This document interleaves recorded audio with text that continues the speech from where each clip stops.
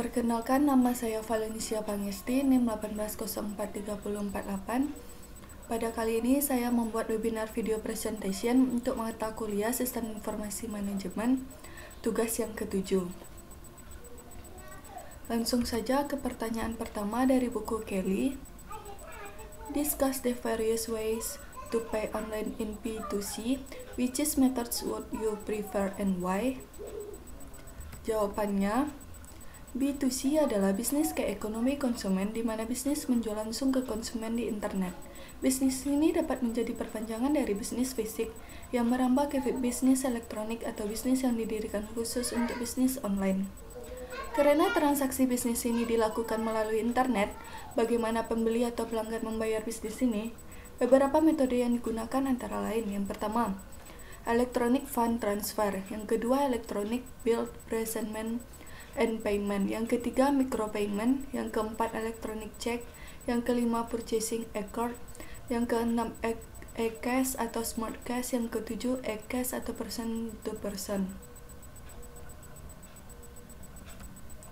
Menurut saya, metode pembayaran yang paling baik adalah smart cash, karena metode ini paling mudah dalam melakukan transaksi pembayaran dengan bisnis elektronik dan memiliki risiko yang rendah, sekalipun harus dipantau oleh pengguna dengan cermat. Pertanyaan yang kedua masih dari buku Kelly. Discuss the major limitation of e-commerce. Which of these limitations are likely to disappear? Why? Jawabannya, e-commerce memiliki beberapa batasan yang membatasi pertumbuhan dan penerimaannya di dunia bisnis. Dalam aspek teknologi, salah satu keterbatasannya adalah tidak adanya standar keamanan yang diterima secara universal. Selain itu, banyak negara yang kurang berkembang memiliki bandwidth yang tidak mencukupi, yang menyebabkan akses ke web menjadi mahal. Dalam aspek non-teknologi, batasan termasuk bisnis yang memandang e-commerce tidak aman, memiliki masalah hukum yang belum terpecahkan, dan kurangnya penjual dan pembeli. Namun, keterbatasan teknologi akan menjadi pertama hilang karena masalah dapat diselesaikan seiring waktu dengan berkembangnya teknologi. Pertanyaan yang ketiga masih dari buku Kelly. Discuss the reason for having multiple easy business models. Jawabannya, karena dunia bisnis telah menjadi global, baik itu bekerja dengan orang lain di seluruh dunia atau membeli produk dari belahan dunia lain, bisnis perlu beradaptasi dengan konsep globalisasi. Memiliki beberapa model bisnis e-commerce memungkinkan konsumen dan penjual untuk membuat proses pertukaran menjadi sederhana, yang menciptakan kesuksesan bagi perusahaan ini dan membuat konsumen tetap puas. Pertanyaan selanjutnya dari buku Balsan. Pertanyaan pertamanya, what is the difference between sustaining and disruptive technology? Jawabannya, disruptive technology ialah cara baru melakukan sesuatu yang awalnya tidak memenuhi kebutuhan pelanggan yang sudah ada dan memiliki kecenderungan dalam membuka pasar baru dan menghancurkan pasar lama. Disruptive technology or innovation adalah tentang perubahan, kebaruan, perbedaan, inovasi yang mengganggu menciptakan produk baru dan pasar baru, serta menunjukkan nilai baru untuk sesuatu yang tidak diketahui, diinginkan, atau hilang oleh konsumen. Sustaining technology pada dasarnya adalah perusahaan yang meningkatkan produk mereka dan bersaing dengan organisasi lain yang menyediakan layanan serupa dalam perlombaan tentang siapa yang memiliki teknologi terbaik. Sustaining technology mengacu pada jenis informasi yang memungkinkan bisnis mempertahankan basis pelanggan mereka saat ini dan meningkatkan produk yang ada. Teknologi baru yang mendorong peningkatan kinerja produk disebut teknologi berkelanjutan. Pertanyaan yang kedua dari buku Balsan, what is the difference between a business and e-commerce? Jawabannya, e-commerce adalah melakukan perdagangan secara digital atau online, sedangkan e-business adalah suatu konsep yang sangat luas yang mencangkup hal-hal yang beragam dalam versi bisnis digital yang lebih luas dan lebih inklusif. Singkatnya, e-commerce mengacu pada transaksi komersial online, sedangkan e-business mengacu pada semua jenis bisnis online. E-commerce termasuk dalam cakupan e-business. Pertanyaan yang ketiga, dari buku Balzan, What are the benefits and challenges associated with a business? Jawabannya, manfaat e-business ialah mudah diakses, dapat memperluas jangkauan global, membuka pasar baru, mengurangi biaya, meningkatkan operasi, efektivitas, dan loyalitas pelanggan. Tantangan dari e-business yaitu mengidentifikasi segmen pasar terbatas, mengelola kepercayaan konsumen, menjamin perlindungan konsumen, mematuhi aturan perpajakan, dan hanya bisa memanfaatkan sistem yang ada.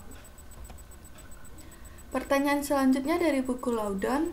Pertanyaan pertamanya yaitu Analyze Uber using the competitive forces and value chain models. What is its competitive advantage?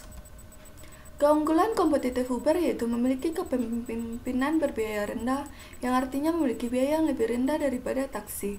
Keunggulan lainnya yaitu memiliki diferensiasi produk, karena Uber menyediakan platform berbasis smartphone, tidak seperti taksi yang mana masyarakat menginginkan layanan harus menemukan penyedia yang dapat memenuhi kebutuhan tersebut.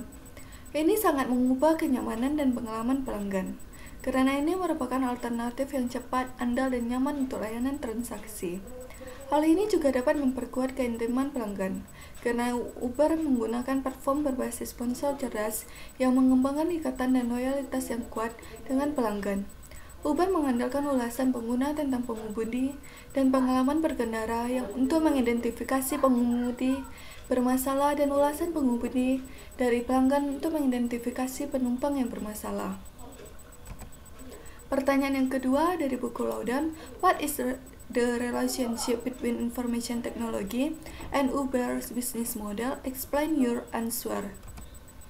Jawabannya, teknologi dan model bisnis Uber saling terkait. Fokus utama model bisnis ini yaitu membawa biaya per transaksi yang dilakukan di aplikasi, model pendapatan biaya transaksional. Model bisnis Uber difokuskan pada pengumpulan dan interpretasi informasi, ketika TI berfokus pada peningkatan arus informasi dan menyatukan area fungsional yang berbeda guna meningkatkan kinerja, produktivitas, dan efisiensi. Strategi bisnis Uber selaras dengan tindakan yang sama. Perusahaan mengumpulkan data melalui aplikasi, menafsirkan informasi, dan menyediakan layanan yang lebih efisien daripada layanan standar. Uber menggunakan teknologi informasi untuk selangkah lebih maju dan menyediakan apa yang diinginkan dan disukai pelanggan dengan menganalisis data untuk meningkatkan layanan. Kemungkinan besar Uber tidak akan ada tanpa teknologi informasi sepenuhnya, karena tanpa menggunakan sistem TI, Uber tidak akan memiliki aplikasi yang berkembang dengan baik dengan jutaan pengguna. Pertanyaan yang ketiga, How disruptive is Uber? Uber harus diperhitungkan sebagai salah satu perusahaan yang paling mengganggu di abad ini, sejauh ia mengubah sepenuhnya industri kendaraan dan membawa persaingan baru ke industri transportasi. Uber mengganggu pasar dengan menyediakan platform berbasis digital dengan harga yang lebih murah dan berkendara lebih cepat, dan secara otomatis mendominasi industri kabin. Keuntungan lain menggunakan Uber adalah kenyamanan, karena orang memiliki pilihan untuk memesan lebih awal atau memiliki kesepakatan yang lebih murah dan menunggu lebih lama. Namun, ada anggapan bahwa Uber mungkin akan kehilangan pelanggan karena merasa khawatir tentang keamanan informasi pribadi mereka. Pertanyaan keempat dari buku Loudon, Is Uber a viable business? Explain your answer. Menurut saya, Uber adalah bisnis yang layak untuk saat ini. Namun, ada tanda tanya besar untuk kesejahteraan masa depan. Uber kehilangan reputasi baik, karena di masa lalu Uber tidak melindungi informasi pribadi, serta banyak faktor lain yang membuat mereka kehilangan reputasi baik. Saat ini, semakin banyak orang yang fokus untuk menjadi ramah lingkungan, dan Uber ingin membuat mereka mempersiapkan sesuatu untuk itu. Karena semakin banyak orang yang memilih alternatif menggunakan mobil untuk mengurangi jejak mereka, Uber juga kehilangan reputasi terkait tunjangan karyawan, karena banyak karyawan yang kehilangan permintaan di daerah mereka, sehingga mereka tidak mendapat gaji. Lebih lanjut, pertumbuhan Uber juga telah melambat, sementara biayanya tidak turun. Mereka belum mendapat untung. Hal ini mengkhawatirkan tidak menjanjikan, mengingat mikroekonomi saat ini. Sekian jawaban dari saya, terima kasih.